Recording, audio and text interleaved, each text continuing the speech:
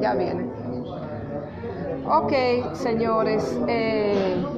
Julio, yo espero que usted no se sienta mal, pero es que no tenemos esta reunión. Ok.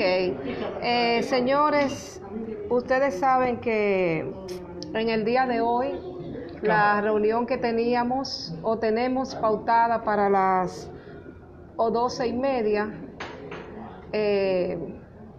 es sobre la iglesia copta o la creencia de los coptos. Y nosotros decidimos investigar un poquito más sobre el origen de los coptos. Yo simplemente, mi investigación llegó hasta la parte histórica, hasta el momento en que Egipto fue, los árabes llegaron a Egipto y tomaron ya, se apropiaron de él. Pues bien, el nombre copto proviene de la palabra en árabe Kibt, la cual se ha relacionado con el nombre griego de la ciudad de Coptos, que estaba ubicada en el Alto Egipto.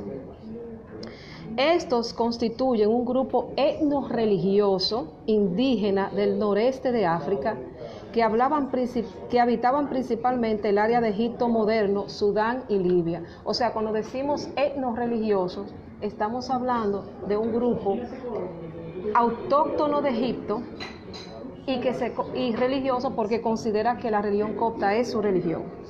Históricamente hablando, estos hablaban la lengua copta, la cual proviene del egipcio demótico, el cual era la lengua hablada en Egipto desde el 650 a.C. hasta el siglo V después de Cristo. O sea, la lengua copta predominó desde el 650 hasta el siglo V. Igual que muchas lenguas semitas, como el hebreo y el árabe, esta se escribía de derecha a izquierda. Ahora, ¿cómo surge la iglesia copta?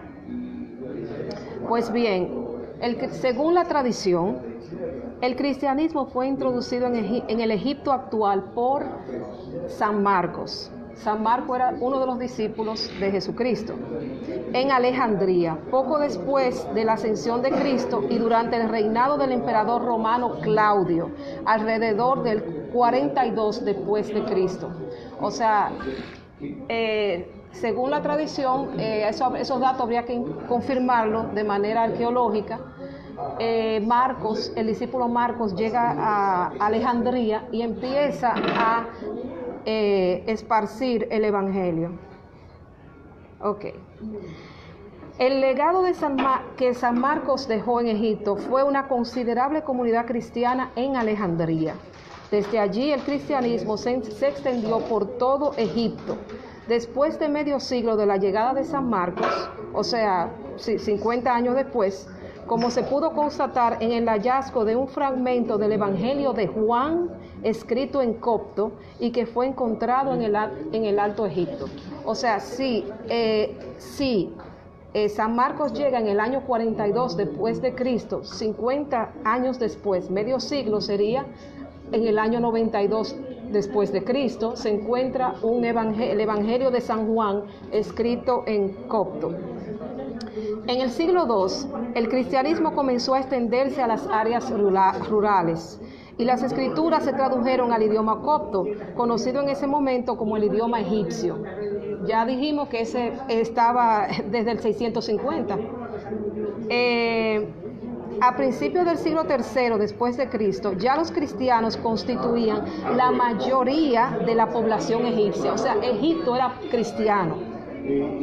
La iglesia de Alejandría llegó a ser reconocida como uno de los 4 bastiones apostólicos de la cristiandad, por lo que esta constituye la iglesia cristiana más antigua de África. O sea, en la cristiandad habían 4 bastiones: Alejandría, Roma, Constantinopla, Santa Catalina.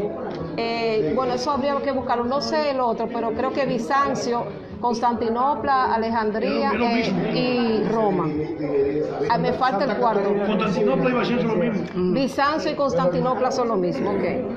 Una importante contribución hecha por los coptos, y esto es muy interesante, al cristianismo ellos fueron los que crearon y organizaron el monasticismo. El monasticismo, la vida monástica. La vida monástica cristiana mundial se deriva directa o indirectamente del ejemplo egipcio. Ya a finales del siglo V había cientos de monasterios, miles de celdas y cuevas dispersadas por todo el desierto egipcio. Ese fue uno de los grandes aportes que hizo la Iglesia de Alejandría al mundo cristiano. Otro gran aporte fue que los primeros 3 concilios ecuménicos en la historia del cristianismo fueron encabezados por patriarcas egipcios. En los 3 concilios, quienes lo presidían eran ellos. El concilio de Nicea, el 325 después de Cristo, fue presidido por San Alejandro, patriarca de Alejandría. Y en este concilio, la figura más prominente fue el futuro patriarca de Alejandría, Atanasio, quien desempeñó un papel principal en la formulación del credo de Nicea, recitado hoy en la mayoría de las iglesias cristianas de diferentes denominaciones. El patriarca de Alejandría quedó a cargo del cálculo y anuncio anual de la fecha exacta de la Pascua al resto de las iglesias cristianas. O sea, el patriarca de Alejandría, él fue que hizo el cálculo cuándo caería la Pascua para todo el mundo cristiano. El segundo concilio, que fue el de Constantinopla, en el 381 después de Cristo, fue presidido por el patriarca Timoteo de Alejandría, otro patriarca de Alejandría. Tercero, el concilio de Efeso, que fue en el 431 después de Cristo, fue presidido por el patriarca Cirilo de Alejandría, el tercero también. Ya ustedes se pueden imaginar lo importante que era Alejandría. Sin embargo, en el 451 después de Cristo, y ahí es donde viene la parte de la división, siguiendo el concilio de Calcedonia, en el que se estableció que, según el concilio de Calcedonia, se estableció que Jesús es perfecto tanto en su deidad como en humanidad, que es en realidad Dios y al mismo tiempo hombre. La iglesia de Alejandría se dividió en 2 ramas. Aquellos que aceptaron los términos del concilio fueron conocidos como calcedonios. O sea, hubo un grupo que dijo que sí, es cierto, y otro grupo que dijo que no, que eso no era así. Y aquellos fueron etiquetados como los no calcedonios o monofisitas. Monofisitas. Los no calcedonios, sin embargo, rechazaron el término monofisita por erróneo y se refirieron a sí mismos como miafisitas. O sea, ellos dijeron, no, nosotros no somos monofisitas, somos miafisitas. La mayoría de los egipcios pertenecen a esa rama, a la rama miafisita, cuya doctrina establece que en la persona de Jesucristo existe una naturaleza divina y una naturaleza humana. Y él en una naturaleza compuesta, sin separación, sin mezcla, sin confusión o alteración. O sea, ¿cuál es la diferencia de las dos corrientes? Bueno, la corriente miafisita dice que Jesús, dentro de él está compuesto por una naturaleza divina y una naturaleza humana. O sea, era hombre y era al mismo tiempo Dios. Pero en la corriente, según el concilio de Calcedonia, no, él era completamente Dios. En el año 641, Egipto fue conquistado por los árabes, liderados por el prominente gobernador militar de Palestina y uno de los compañeros del profeta Amr ibn al-As. Ese fue uno de los grandes compañeros del profeta Mahoma, Amr ibn al-As, y el cual se enfrentó con el ejército bizantino, porque recuérdense que todo eso estaba el imperio de Bizancio. Sin embargo, dicha conquista empezaría a materializarse poco después y duraría hasta menos del siglo IX. Como resultado, las masas locales en Egipto sufrieron una conversión gradual. a gran escala del cristianismo, una conversión gradual a gran escala del cristianismo copto al islam, cuyo proceso fue acompañado por una ola simultánea de arabización. O sea, como los conquistadores eran árabes, ellos impusieron su lengua. Lo que pasa con todos. Lo que pasa con todos. Los árabes impusieron un impuesto prescrito por el Corán conocido como la yiza a los cristianos. En el Corán hay un mandato cuando los musulmanes invaden a un pueblo cristiano, o sea, la gente del libro, cristiano, judío, estos deben pagar un impuesto para poder tener su derecho, y también se le exime de cumplir servicio militar.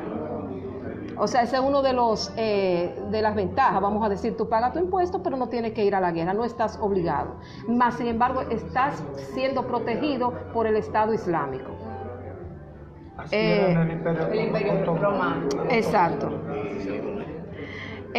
Los impuestos pero más sin embargo, en momentos de problemas económicos, los impuestos empezaron resultaron ser muy pesados, y fueron una razón por la que los cristianos coptos se organizaron resistencia contra sus nuevos gobernantes. Esta resistencia aumentó en rebeliones armadas contra los árabes, en varios casos como durante la revuelta de Bashmur en el delta del Nilo. En el día de hoy, los cristianos coptos no se consideran árabes, porque obviamente no lo son. Ellos dicen que son descendientes de los faraones. Exacto. Y en la película le tiraron esa chinita al principio.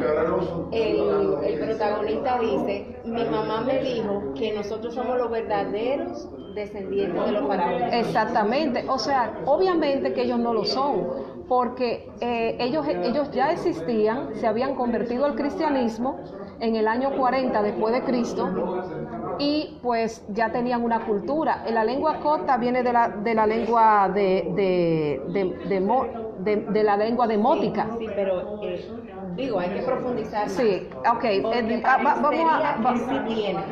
Ahora bien, hay un asunto interesante. ¿Por qué hubieron las conversiones al Islam? Las conversiones al Islam, cuando el Islam invade, hay dos razones. Una es para evadir los impuestos, según lo que muchos historiadores dicen. Es para evadir los impuestos en el mundo occidental. Exactamente. Y otro asunto es, tal parece ser que el cristianismo copto pudo entender mejor el Islam. ¿Por qué? Porque el Islam dice que Jesús, el que murió en la cruz, no fue Jesús, sino otro igual que él.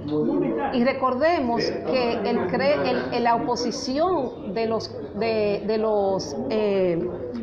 cristianos de Alejandría contra el concilio de Calcedonia fue de que Jesús tenía dos naturalezas. ¿No es así? Entonces, tiene sentido. Tiene sentido, porque si ellos rechazan de que es una sola naturaleza, un cuerpo divino y al mismo tiempo Dios, pues entonces ahí coinciden más con el Islam, que dice que Jesús, el que murió en la cruz, no era Jesús, sino otro que ellos pensaron que era. Por eso. Esa es la posición islámica. El concilio de Caledonia fue primero doble. Entonces, exactamente, o sea, en el concilio de Calcedonia dice que hay dos naturalezas. Una. Entonces, hasta el día de hoy, como nosotros vimos en la película, los coptos tienen una situación, sienten que su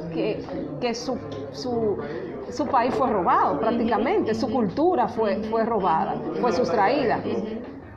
O sea que, a partir de ahora podemos, empezar a trabajar con las preguntas, las consideraciones. Yo estaba esperando, el punto era que alguno de ustedes se motivara para buscar sobre la situación de los coptos actual, la situación política. Yo nada más llegué hasta el punto de la invasión de los árabes. Este documento que yo tengo aquí yo les voy a mandar toda la bibliografía de donde yo lo saqué, porque siempre me gusta cuando yo traigo algo, me gusta estar amparada por una bibliografía. Así que nada, pues hasta aquí fue donde llegué. Si alguien en algún futuro se anima a compartir la situación de los coptos en Egipto, pues bien, perfecto. Los coptos no solamente están en Egipto, están en Sudán y en Libia, como dijimos, en gran parte del norte de África. No tanto, en Etiopía. Etiopía y Eritrea. Ok, entonces, nada, eso ha sido por hoy. Yo quiero hacer dos aclaraciones. ¿Dónde que se para esto ahora? Yo quiero hacer dos aclaraciones. En lo primero que se leyó, dijeron que Marco fue discípulo de Jesús. Y más luego dijeron que Marco estuvo en el año 40, después de eso, por allá por Egipto, que es el hombre de los coptos. Para donde yo sé, o lo poco que yo sé,